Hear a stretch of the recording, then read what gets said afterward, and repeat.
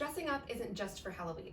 In fact, in the 19th century, it was far more common to wear fancy dress at any time of the year other than October 31st. Fancy dress is a type of dressing up in which an individual puts on a costume to portray a character, persona, or idea. This could be as simple as portraying yourself as Marie Antoinette or a bumblebee, or as abstract as dressing up as photography, paintbrush, or nighttime. Exactly which event Agnes Mayo Carter wore this fancy dress costume for is not recorded, but it is clear from newspaper accounts of the period that she was a frequent guest at Richmond's costume parties. In Richmond, hosts prefer to use historic themes for their events, and more often than not, chose the 18th century.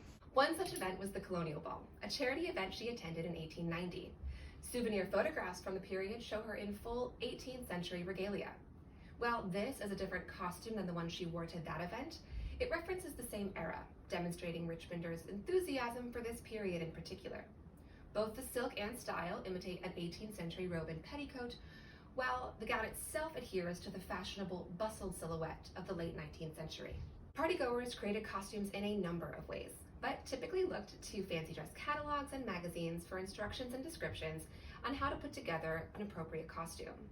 These texts had multiple 18th century characters Carter could have chosen from, including costumes for the nobility, the serving class, and known figures from the 18th century. Fancy dress is all about escapism and illusion. By dressing in the costume of their 18th century predecessors, 19th century Richmonders, such as Agnes Carter, delighted in the ability to live in a past which they remembered with pride and nostalgia, even if they could only do so for a single evening.